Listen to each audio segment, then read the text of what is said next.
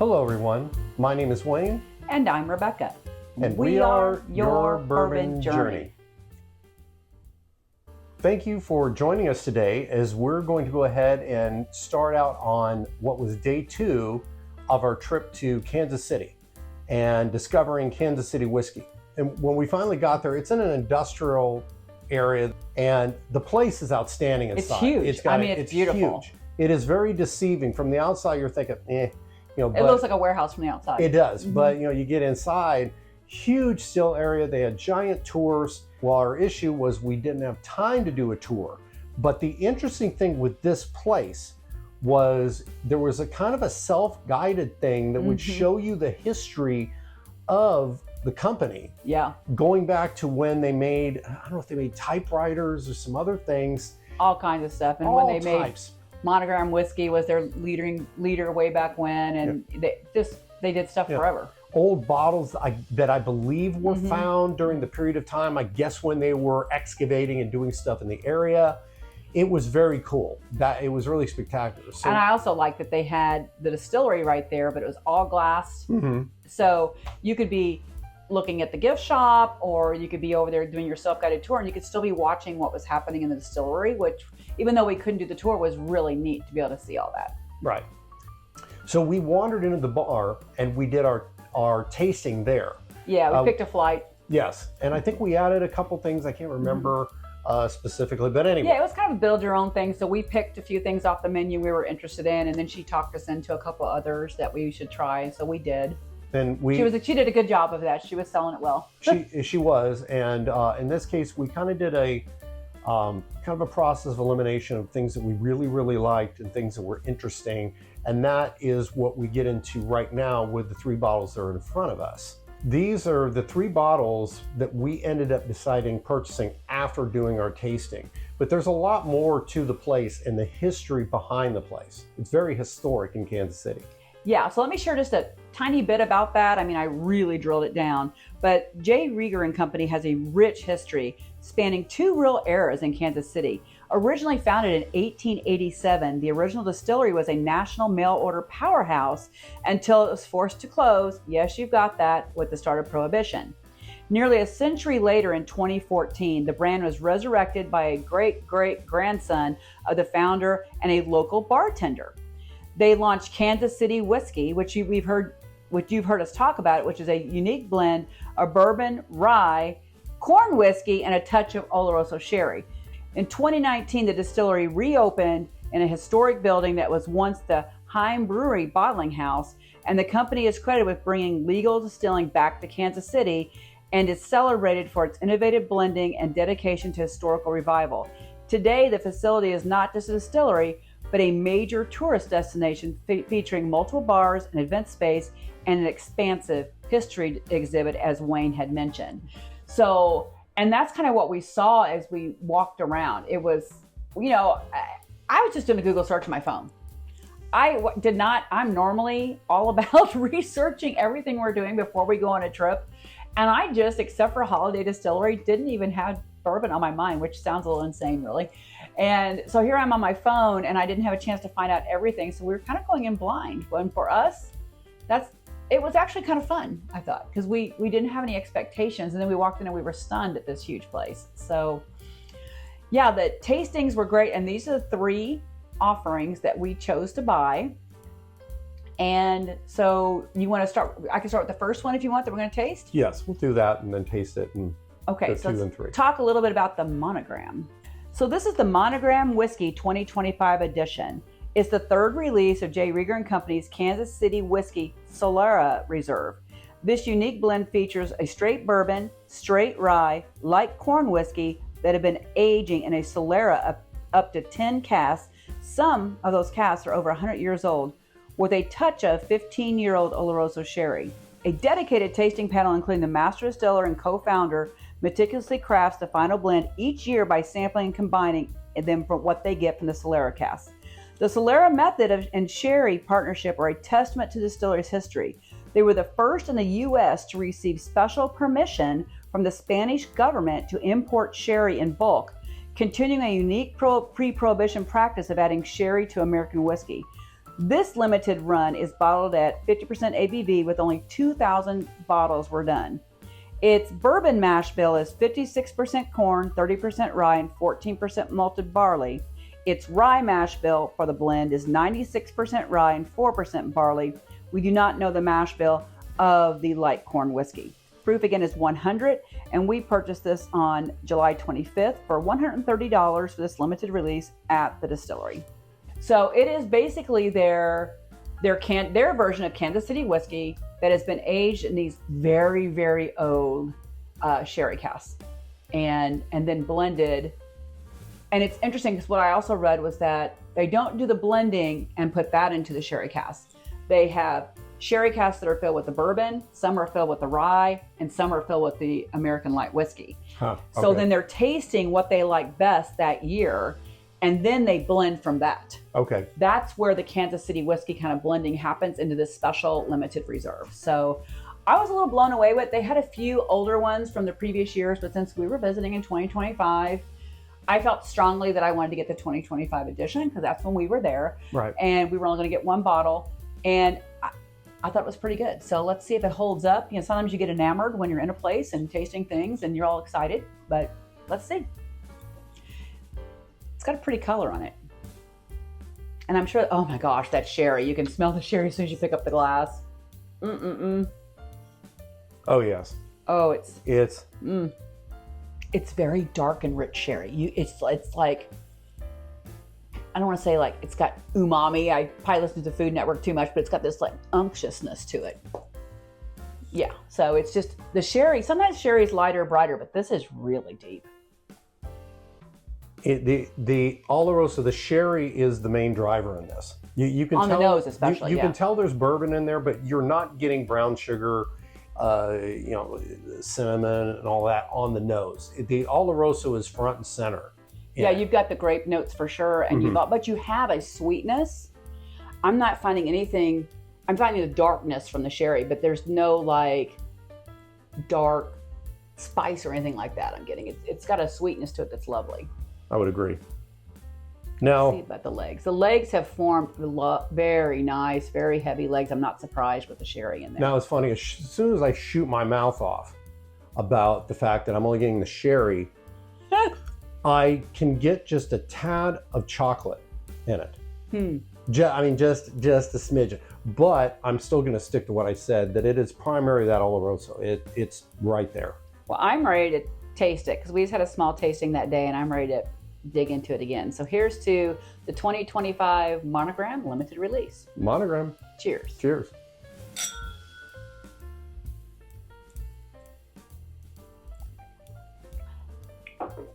That is really special. That's what I get on the palate to start with. It's just, this is different. And it has to be that Solera method, which means there's always some sherry left in the cask. You know, they're always moving that. It's kind of the sourdough method of making brandies and sherry. Basically, there's always a starter. You get the grape on the flavor. I do get a tad bit of chocolate. But the main player in this is the Oloroso, is the sherry. It is there. Now, I don't think it's there covering bad bourbon. I think that this is the design of this bottle. Yeah, for me, because there are three things happening. There's a light corn whiskey in there, and there's also that rye. I am getting a little hint of rye spice, which is very pleasant. And the bourbon notes, I am getting some caramel notes on the palate. So they're there. They're not covered up for me, but it's just every sip seems to bring a symphony in my mouth of what's going on. And we've talked about before how the layers play well together. I mean, it's like when you have that perfect symphony and all these different instruments play at one time and it's the perfect note. That's kind of what I'm getting. It's pretty amazing. I mean, actually enjoying it more than I did in the bar that day. And I think because we had been a couple places and probably had some other things to drink. Like this pour is really singing to me. It's very good. There's just a lot going on. I think the proof point, I think it drinks its proof at 100.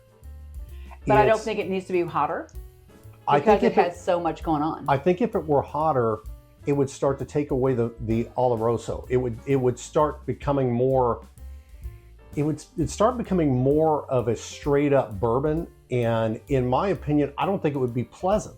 Mm-hmm. I think it'd drain a lot of the flavor away. I'm going to put a link in the description to a video on their website that discusses the process of making this, which it's only like 5 minutes long. I highly encourage you to watch that video. It's really fascinating to hear them talk through the process. And their goal with this is to make a sipping whiskey. And I think they've really achieved that. I mean, this is very much something you sit down. I would even consider it kind of like an after dinner drink. You just sit like you would a very fine cognac or something. You sit and you sip this after dinner for, it's your sipping whiskey. And I think it's lovely, very lovely. I'm really glad. I mean, we thought long and hard because this trip wasn't supposed to be about buying bottles of whiskey. So we were like, we just bought a few bottles and I'm like, yeah, I really want this one. Yes. I pushed the needle on this a little bit because I'm not sure you were sold yet, but now you see it's good. I think it's good. I'm not going to do a comparison of what we had before because I do have an opinion about that. But just standing alone, because I'm judging this bottle and not compared, it's very good. So let's go on to the next one, which is called a private stock. And this is one we did taste. We were talking to the bartender about how everything was a little bit lower proof, and we asked if they had anything of a higher proof nature. And she said, well, the only thing they had higher proof was their private stock, which they do not distribute. And the only way to get it is to buy it in the distillery, and you have to bottle your own. So darn, we had to bottle our own. So yeah, we did that too. So let's talk to you a little bit about this private stock bottle. Rieger Straight Bourbon Whiskey is a 90 proof bourbon typically, that it's crafted with innovation and precision. Unlike most distilleries using a sour mash, they use a sweet mash fermentation for a smoother, more flavorful whiskey. Their unique two-step distillation uses both a pot and column still to enhance the mouthfeel and depth. Aged for at least 4 years in their Kansas City rick house, the result is a rich and balanced and approachable bourbon. I will say that this year it won Best in Category for Best Craft Bourbon at the Ascot Awards. It also won double platinum at the Ascot Awards this year. So this won quite a bit. That's their bourbon. But this is a straight bourbon whiskey by J. Rieger and Company. Its mash bill is 56% corn, 30% rye, and 14% malted barley. This was aged 5 years and 8 months. It comes in at a pop-in 127.9 proof. And again, it was a bottle your own experience.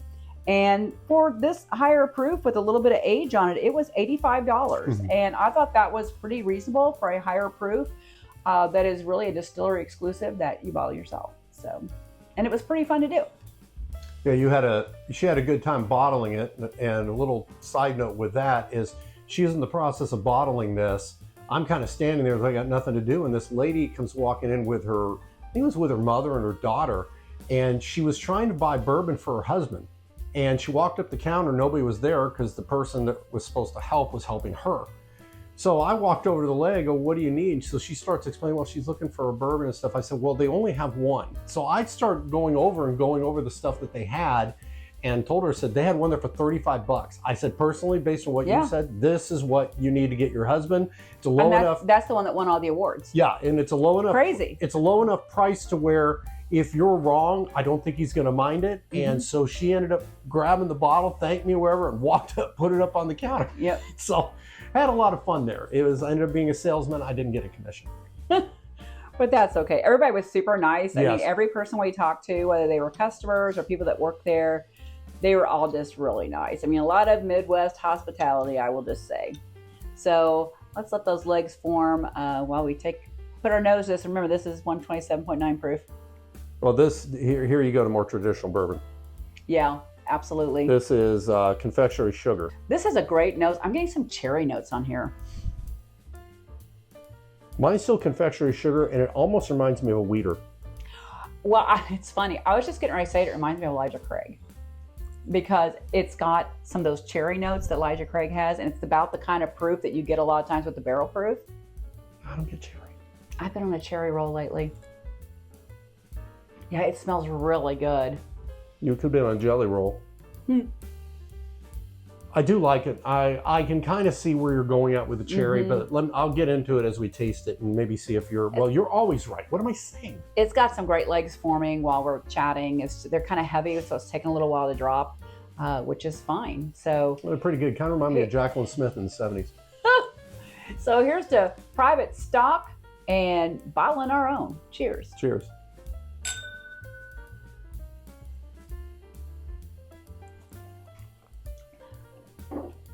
Yeah, that's bourbon. It's got a lot of notes hitting. It's got caramel, a little confectionery sugar. It is dry. It's got barrel notes galore. I'm getting cherry on the palate as well, which is really good. I'm getting signs of a wheater. It's got the caramel notes and the confectionery. It's got the cherry. I'm really digging it. And for 127.9, it's not overly hot. It's not like killing me. No, and I do agree, because I'm now starting to get cherry, and there is a slight reminder of Elijah Craig in this. It's an interesting call on your part. Different mash bill, because I mean it's definitely not the same mash bill as that, but and made in Kansas City. But it's just interesting. Those, you know, if you drink enough bourbon, there are some notes that are familiar to you. You find it in other bourbons because there's a lot of similarities. Let's just face it. It's really good. I like it. I would absolutely recommend this. I would recommend that experience. I mean, we talked a couple people into doing it while we were waiting for our bottle your own experience. And it's always fun. She was kind of giggling at me because I don't know how many we've done now. I'm like, yeah, I'm ready. I'll take that. And I was putting the label on. I was ready to go. And you just, if you've done it enough, you kind of know how to do the label, make sure it's flat and straight and all that pull stuff. Pull the thing up, yeah. the thing, pull it down, it goes in. We didn't get to name it. Some places you name it. We didn't do it for the book from Missouri. They didn't have us do that, but we put the bottle number and your name and all that stuff in there for the day you did it. So that was pretty interesting to sign the book for that. So I like this. I'm glad we did it. I'm glad we tasted that. We asked her if she had the bartender, if she had any higher proof offerings that we could try. And she was she was alone. I mean, she was running the restaurant, the window for the restaurant, taking orders out. And there was another couple sitting at the bar as well. So she was super attentive. She was flying around taking care of everybody. We never felt like she wasn't taking care of us. I mean, she was just working her tail off, and I thought she did a great job. And she convinced me about this one. So I was glad I tasted it. I'm really glad we have it. I would, you know, we always ask the question, will we do it again? I would absolutely buy that again if we had it to do over again. It's very tasty, very tasty. Push that forward as we go to number 3. Number 3 is a little different, and I would say that 6 months ago I wouldn't have even looked at this one. But you know, we do Thirsty Thursday cocktails, and so I've kind of gotten into Amaros recently, and I saw that they had an Amaro, so I had to ask the bartender about it, and then of course I had to ask for a pour. So let me tell you a little bit about this particular bottle, and then we'll taste it as well. The Caffè Amaro is a one-of-a-kind take on a coffee liqueur. Amaro, the Italian word for bitter, is a category of liquor characterized by its bitter, herbal, and slightly sweet flavor, which stems from the use of botanicals, herbs, and cane syrup. This was rated 92 points by the esteemed Ultimate Spirits Challenge, and the Caffè Amaro is a collaborative spirit with Kansas City-based coffee roasters Thou Mayest, who select a single origin coffee roast that we utilize to contribute to the flavors of the botanicals to generate our Caffè Amaro. It spends a brief amount of time in a whiskey barrel, resulting in a rich, bittersweet flavor that works great in cocktails and can be enjoyed by itself after a meal. The coffee that was used is a Sumatra. The sweetener is an evaporated cane syrup. The proof is 62, which is pretty common for Amaros.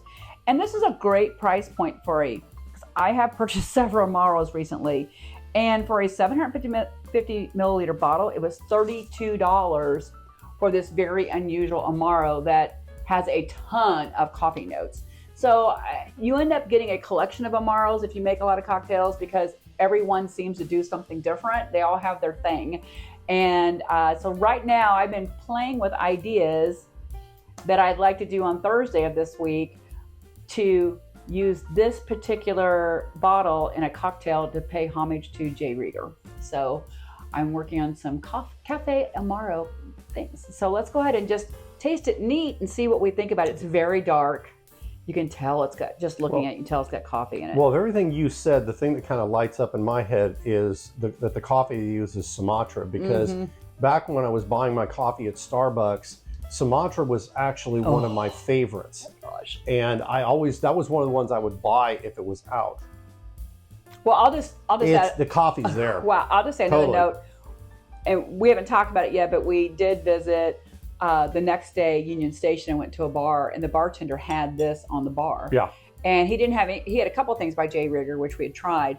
And I asked him, I said, do you like that Caffè Amaro? He said it's one of his very favorites. Mm-hmm. And it's he said it's their favorite thing they do at J. Rieger, as a matter of fact. So, but he uses it in a lot of cocktails. The legs on this are phenomenal. And it's got such a luscious coffee note to it. See, I go back to the fact that this is why I initially picked up is I'm picking up black licorice with it. Well, that's probably some of the botanicals. It probably has some anise in it, which is going to give you that little bit of licorice note. And you got that day when we tasted it, didn't you? Yes, I did. I can see where you're getting that, but for me, it's the coffee's hitting me so hard. I'm just focused on the coffee. Well, the coffee is definitely there. I love the nose on this. I cannot wait to try a cocktail with this. Well, let's go ahead and taste it because it's got great legs. It smells terrific. And let's see. Cheers to Caffè Amaro. Cheers.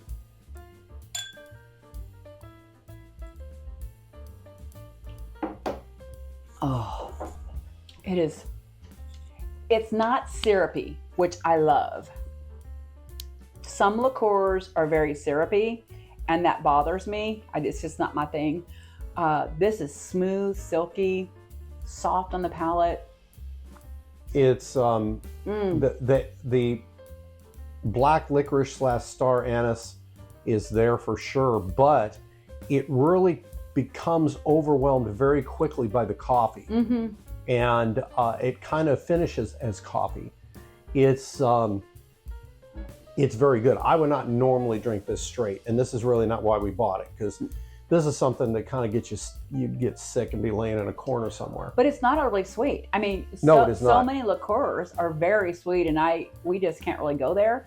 And I use them so sparingly in cocktails because I don't want the cocktail to be over sweet. But this is just it's got an array of balance to it. And I'm picking up some other botanicals that I can't name, but there's some floral notes in there that I think are really scrumptious. But the coffee is the main player. And I would say that licorice note is kind of a secondary player. The coffee definitely is front row. The nose, this is one of those sipping things I could sit around and I wouldn't have to drink it. I just smell it half the night. Well, I mean, if you don't want to have coffee out, after dinner because you don't want caffeine and you don't like caffeine free, this might be your route. And I've tried a lot of coffee liqueurs as well, and they are typically too sweet for me and too thick, right? It's like drinking syrup. This balance of a coffee liqueur and an Amaro together is just like a match made in heaven. I'm just digging it. I can understand if you're a bartender why you would want this. You can drink it straight. Mm-hmm. This is not something I would pick up, honestly. If it were offered to me, I wouldn't say no thank you and not drink it. I would probably still enjoy it, but it's certainly not a daily drinker, weekly drinker, or monthly drinker. But it's going to play really well in a cocktail, very well in a cocktail. How about an after dinner coffee? Putting this in a coffee. How awesome is that? I mean, you do the Irish whiskey and we've done a bourbon cocktail with coffee in it. And I could see putting this in some coffee too. It'd be pretty tasty. With a little whipped cream on top. Telling you, it'd be yummy. I wouldn't complain. Yep. So very good stuff. And this was a really wonderful place to go to. Well, and I want to say one other thing because I want to make sure I get this video in. And that is that as soon as we finished out, we were kind of waiting for my turn to bottle. And as soon as we walked in, the first thing we saw was this giant slide. This huge slide. And we're like, what? And they even had stickers. I rode the slide. So I had 2 knee surgeries last year, so I didn't want to ride it, but I talked Wayne into going upstairs and riding the slide. So I'm showing you that video now. You like that? Wow. Whee! Rob Van Dam. So he was a trooper and did that and did his little cheer at the end and had a great time. And yes. That is just really cool. There were people lined up to do this slide. So that's just really fun. I mean, and they were all adults doing it too. I just got to say, it wasn't kids on there. Yes, and if you are watching the video, and at the end, what I do, if you're a fan of wrestling, especially ECW back in the late '90s, as well as WWF, you're going to know the person name I yell out, and as well as what I do. You'll get it. If you don't, you're going to think I'm nuts. But anyway, it was really fun. It led to after we bottled these or purchased these 3, we left, went to our hotel, which was, I think, was it the Crown Plaza? Crown Plaza in downtown. Crown Plaza. We had a lovely view of the Kaufman Center, which was beautiful. Yes, and walking distance to the theater. Yes, we ended up having dinner.